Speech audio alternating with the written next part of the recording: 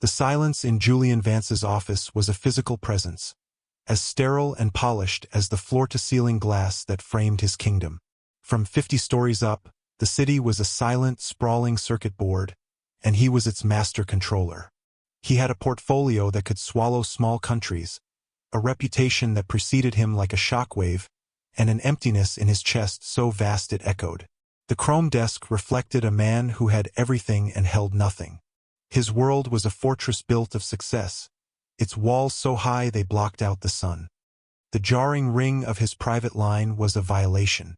He snatched the receiver. "What?" "Mr. Vance." His assistant's voice was tight with panic. "There's a problem with the G700. A hydraulic leak. You're grounded." The words didn't compute. Grounded? He had the merger deal of the decade waiting for him in Zurich. Grounded was not in his vocabulary. "That is unacceptable. Find another plane." "Everything is booked, sir. The storm system has rerouted all private charters." A cold fury, precise and sharp, coiled in his gut. This wasn't just an inconvenience. It was a failure, a crack in the perfect, impenetrable machine of his life. "Get me the head of maintenance on the line. Now!" He didn't wait. He stormed out of the office, his polished Italian shoes clicking a rhythm of pure rage on the marble floors. He bypassed the luxury elevator and took the service lift down to the private hangar, a cavernous, cathedral-like space that smelled of jet fuel and power. His jet, a sleek silver dart worth more than most city blocks, sat looking wounded, a dark stain spreading beneath its fuselage. A woman in grease-stained coveralls was on her back on a creeper, sliding out from under the wing. Beside her, a small girl with wide, solemn brown eyes sat on a toolbox, meticulously coloring in a book. The sight of a child in this sterile, high-stakes environment was so incongruous it fueled his anger. "You!" Julian snapped, his voice ricocheting off the hangar walls. "Are you the mechanic on call?" The woman sat up, wiping a smear of hydraulic fluid from her cheek with the back of her hand. She had a tired grace to her, a calm competence in her eyes that was utterly at odds with his internal storm. "I am Elena Reyes."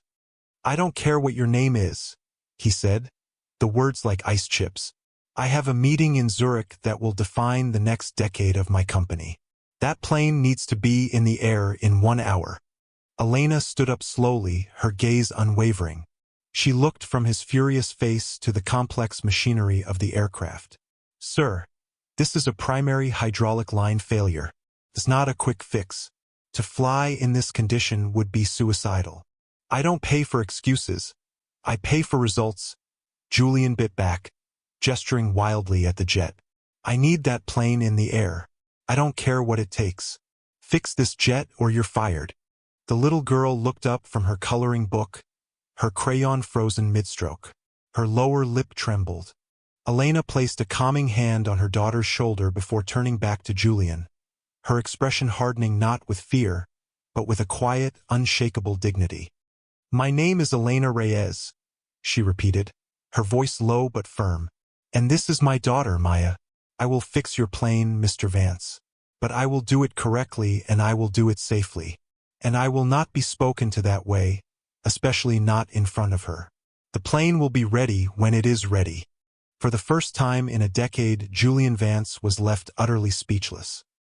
He stood there, a titan of industry rendered powerless by a mechanic in greasy coveralls and the silent judgment in a 7-year-old's eyes. The roar of his own importance faded, replaced by the quiet, steady drip of hydraulic fluid onto the pristine hangar floor. Julian, accustomed to his commands being met with immediate, fearful obedience, found himself adrift. He retreated to the hangar's small, functional waiting area, a glass box with uncomfortable chairs and a view of the work floor. He watched Elena. She moved with an economy of motion that spoke of deep expertise. There was no wasted effort, no panicked rush. She diagnosed, disassembled, and consulted schematics on a ruggedized tablet with a focused intensity that he, ironically, recognized. It was the same focus he applied to dismantling a rival corporation. He fumed, checking his watch every 30 seconds. An hour passed. Then another. Zurich was a fading dream. The deal was slipping through his fingers, and with it, a piece of the armor he wore every day. He was about to storm out and unleash another tirade when a small voice piped up beside him. "Are you the king of the airplanes?" He looked down. It was the little girl, Maya. She was holding up her coloring book. On the page was a surprisingly detailed drawing of a silver jet with a crown perched on its cockpit. Julian blinked. "What?" "Mommy says this is your airplane," Maya said, pointing at the G700. "And you're the boss. So that makes you the king." She looked at him with an unnerving seriousness. "Why are you so sad, Mr. King?" The question sideswiped him. Sad? He wasn't sad. He was furious, inconvenienced, powerful. But sad? He looked past her to her mother, who was now conferring with another technician, her brow furrowed in concentration. He saw the easy camaraderie between them, the shared language of a problem to be solved. He looked back at the little girl. "I'm not sad," he said, the denial sounding hollow even to himself. "I'm busy." "Mommy's busy too," Maya said, undeterred. "But she's not sad. She hums." "You don't hum. You just look like a storm cloud." He had no answer for that. The simple, unvarnished truth of it silenced him. He was a storm cloud. He cultivated it. It was his brand. Yet, hearing it from a child made it sound not powerful but pathetic. He sighed, the anger draining out of him, leaving a familiar, weary hollowness. "The plane is broken. It's making me late." Maya considered this. Mommy fixes broken things. She's the best fixer in the whole world. She fixed my music box when the ballerina wouldn't spin. She offered him her coloring book. "You can color with me while she fixes your airplane. It helps the time go faster." He looked at the proffered book and the waxy crayon. It was absurd. Julian Vance, the shark of Wall Street, coloring a jet with a 7-year-old. But the alternative was to sit and stew in his own impotent fury. Tentatively, he took the book. He sat on the floor, his $1,000 suit be damned, and accepted a blue crayon. As he filled in the sky around the crown jet, an unfamiliar calm began to settle over him. The frantic ticking of his internal clock slowed, replaced by the soft scratch of crayon on paper and the distant, rhythmic clang of tools. He was still grounded, but for the first time it didn't feel like the end of the world. Hours bled into one another. The sun dipped below the horizon, painting the sky in hues of orange and purple that Julian rarely noticed from his office. The hangar, once cavernous and intimidating, became a pocket of focused quiet. The initial crew had left, leaving only Elena, who refused to hand off the complex recalibration to the night shift. "She's a perfectionist," Julian heard one of the departing mechanics say to another. "Won't sign off on a job unless she'd bet her own life on it." Julian watched her, a deep and unsettling curiosity taking root. His life was populated by people who did things for money, for status, for fear of him. He couldn't remember the last time he'd seen someone work with such fierce, quiet pride. Maya had long since fallen asleep, curled up on a worn jacket on a bench, her finished drawing clutched in her hand. The aroma of stale coffee hung in the air. Julian's stomach rumbled, a crude reminder of his own humanity. He realized he hadn't eaten since a joyless protein bar that morning. Elena finally slid out from under the jet, sitting up with a tired groan. She saw him watching her and a flicker of defensiveness crossed her face, as if she was expecting another outburst. "It's almost done," she said, her voice raspy with fatigue. "Just running the final pressure diagnostics. Another hour, maybe." He just nodded. "You haven't stopped." "The job's not done," she said simply, as if it were the most obvious law of the universe. She walked over to a locker and pulled out a small, insulated lunch bag.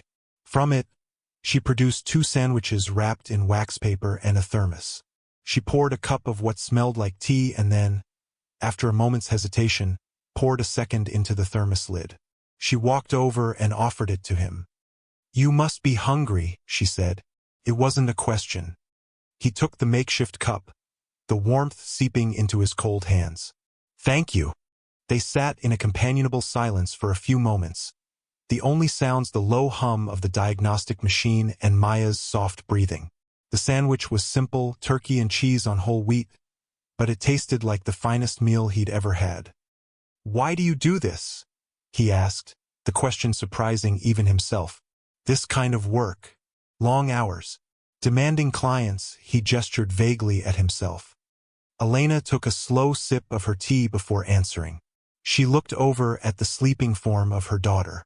"My husband, Maya's father. He was a pilot, Air Force. He loved being up there more than anything. Said it was the only place the world made sense." Her voice grew soft, a repository of old, well-worn grief.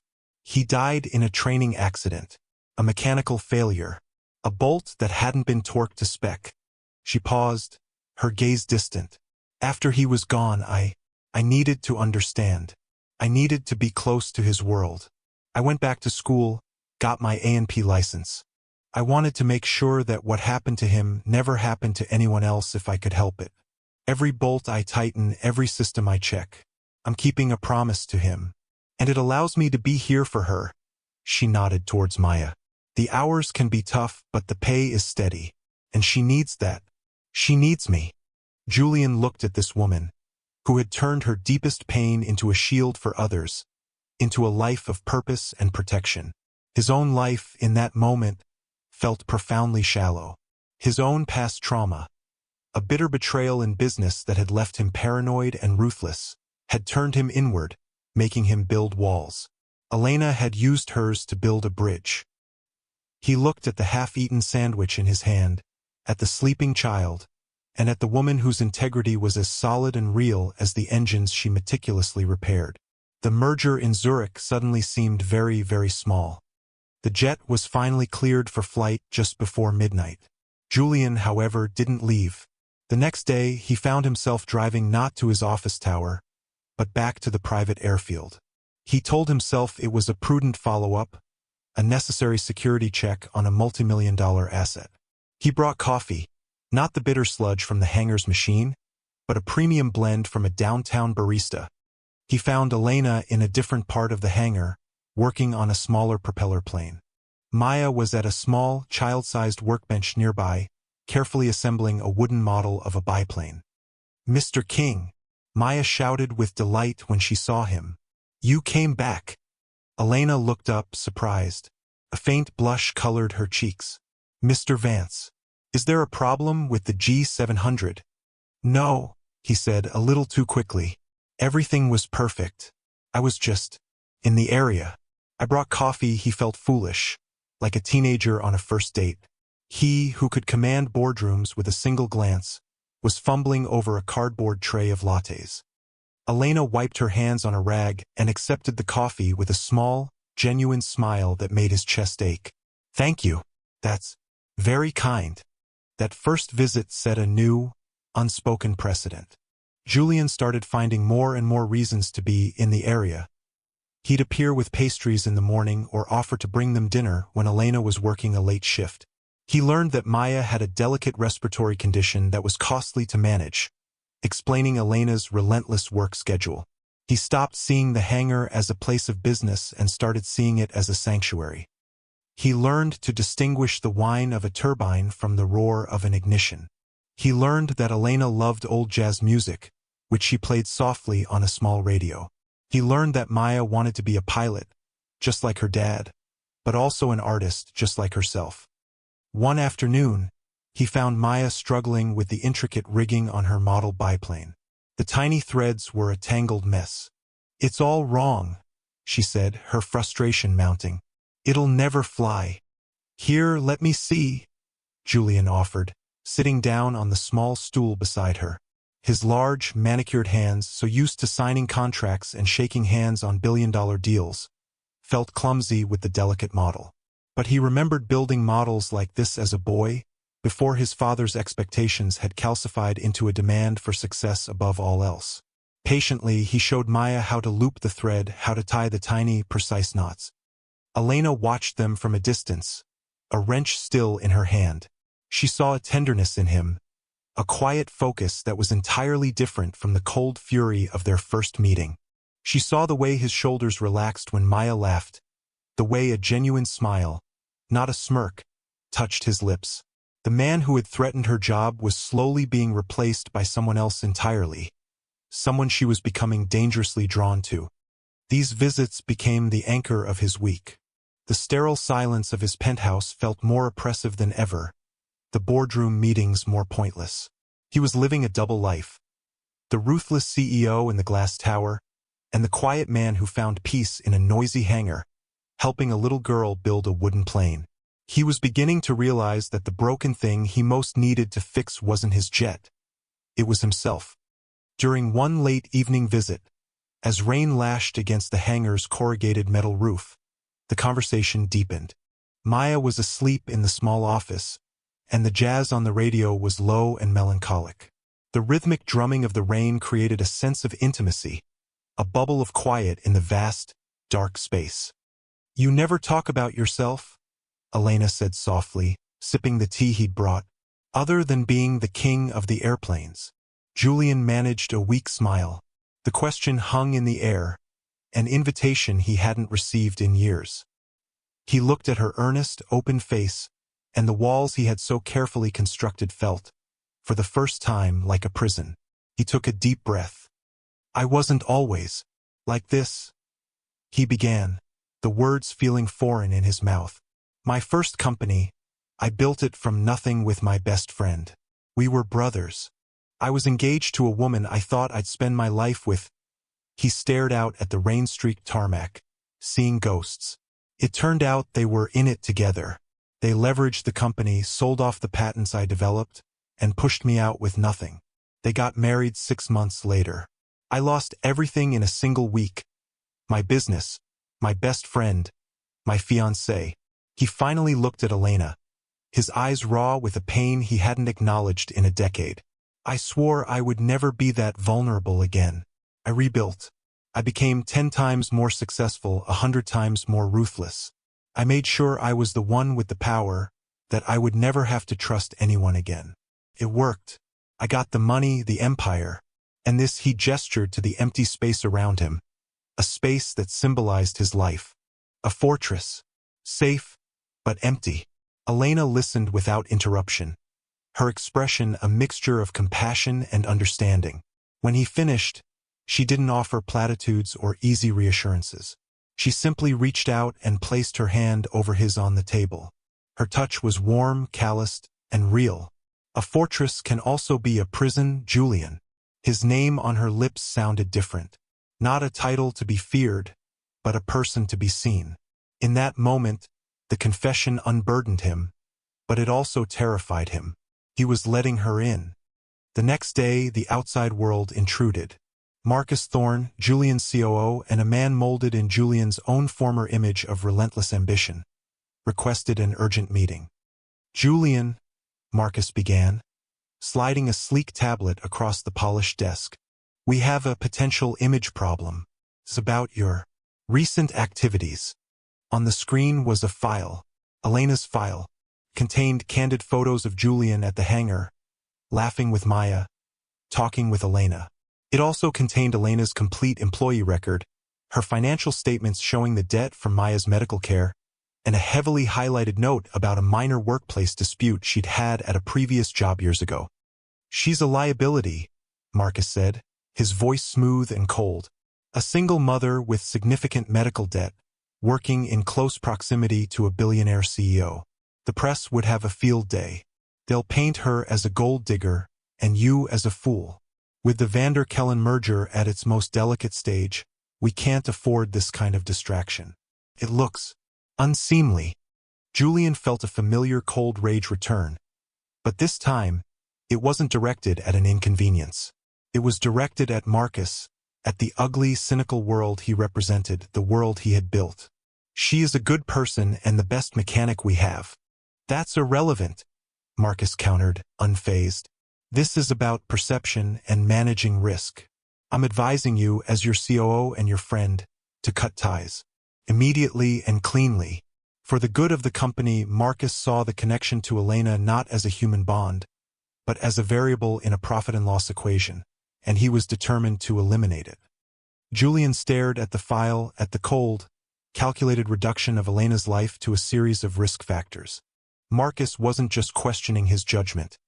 He was attacking the one pure, good thing that had entered Julian's life. He was asking Julian to revert, to become the man who had first walked into that hangar, the man who saw people as assets or liabilities, not as human beings.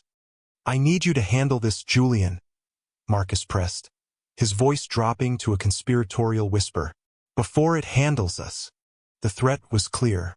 The warmth of the hangar felt a million miles away, replaced by the chilling reality of the world he had created and the monster he had become. A monster Marcus now expected him to be. Marcus, sensing Julian's hesitation, decided to force his hand. He didn't believe in loose ends. Using his executive authority, he manufactured a pretext, a series of falsified late supply requisitions, and a fabricated anonymous complaint about her unprofessional conduct, citing Maya's presence in the hangar. It was a textbook corporate assassination, clean, efficient, and utterly soulless. He drafted the termination paperwork and placed it on Julian's desk 2 days later. "It's done," Marcus announced, standing before the desk with an air of finality. "Clean break. HR has her severance package ready. All it needs is your signature. We can put this behind us and focus on closing the merger." Julian stared at the document. Elena Reyes, termination of employment. The crisp, black letters felt like a death sentence. His signature at the bottom would sever not just her employment, but the fragile, hopeful connection that had started to heal a part of him he thought was long dead. It would be a betrayal of her trust, of Maya's innocent faith in Mr. King, and of the man he was slowly, painfully trying to become. His entire life had been a series of these decisions. Cut the liability, maximize the profit, eliminate the weakness. It was the gospel he had lived by since his own betrayal. Marcus was simply acting as his most devout disciple. Signing the paper would be easy. It would be logical. It would secure the billion-dollar merger and reaffirm his authority. It would please the board and solidify his reputation as a decisive, unsentimental leader. It would also plunge him back into the silent, echoing emptiness of his fortress. He would be safe again, and he would be utterly, irrevocably alone. He thought of Elena's hands, calloused and capable, fixing the most complex machinery with an unwavering integrity. He thought of Maya's drawing of the crown jet. He thought of the simple taste of a shared sandwich in the quiet of the night. These were not entries on a balance sheet. They were life. "Julian," Marcus prompted, his patience wearing thin. "The board meeting is in an hour. They're expecting an update on our risk mitigation." Julian looked up from the paper, his eyes clear and cold, but with a different kind of coldness now. Not the ice of apathy, but the steel of conviction. "You're right, Marcus. The board does need an update." He stood up, leaving the unsigned document on his desk. "Let's go." The boardroom was hushed, filled with the same dozen faces that had overseen Julian's meteoric, ruthless rise. They were men and women who understood numbers, power, and little else.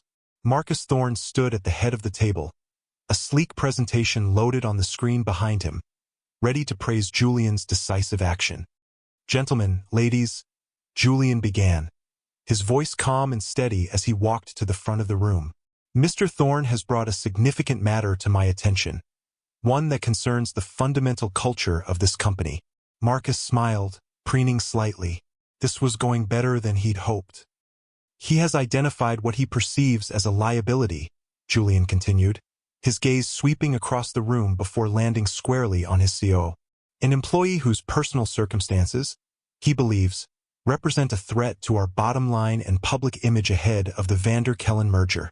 He paused, letting the weight of his words settle. He even prepared the necessary paperwork to have this employee terminated, all in the name of managing risk. Julian picked up a single sheet of paper from the table in front of him. It was Elena's termination form, which he'd brought with him. "And he was right to do so," Julian said, and Marcus's smile widened. according to the principles upon which I built this empire. Ruthless efficiency, proactive threat neutralization, the very values I instilled in Mr. Thorne himself. He held the paper up for all to see. This document represents that philosophy. It is logical, it is profitable, and it is morally bankrupt. With a slow, deliberate motion, he tore the paper in half, then in quarters, letting the pieces flutter onto the polished table. A collective gasp went through the room. Marcus's face went white. The greatest liability to this company isn't a single mother working an honest job to pay for her daughter's medical care, Julian declared, his voice ringing with a newfound authority. The greatest liability is a culture that sees human decency as a risk to be managed. It's a leadership that would sacrifice a dedicated, brilliant employee on the altar of a stock price. That liability, he said, turning his piercing gaze directly on his CO, is you, Marcus. You are a perfect reflection of who I was, and I no longer see a leader. I see a parasite. Effective immediately, Marcus Thorne is fired. His philosophy has no place here anymore.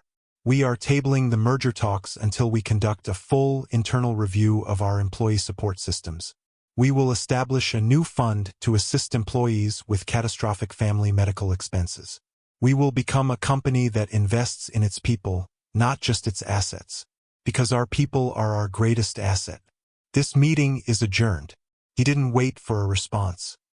He turned and walked out of the silent, stunned boardroom, leaving the wreckage of his old life behind him without a single backward glance.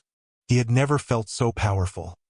Julian drove straight to the hangar, his heart pounding with a mixture of terror and exhilarating freedom. He didn't know what he would find. He only knew he had to see her. He found Elena just as he'd feared. She was by her locker, carefully packing her tools into a large canvas bag. Her movements were methodical, but her shoulders were slumped in defeat. Maya sat on the workbench, her small face streaked with tears, clutching her wooden biplane. "Elena," he said, his voice quiet. She looked up, her eyes red-rimmed but defiant. "You don't have to say anything, Mr. Vance. I got the call from HR. I understand. It's business." The words were clipped, a fragile shield against the pain he knew he had caused. "No," he said, walking closer. "No, it's not. What happened was not business. It was wrong. And it's been undone." She stopped packing, her brow furrowing in confusion. "What are you talking about?" "I didn't sign it, Elena. I could never sign it." He told her everything. About Marcus, the meeting, the choice he'd made. He told her how she and Maya had woken him up from a long, empty sleep.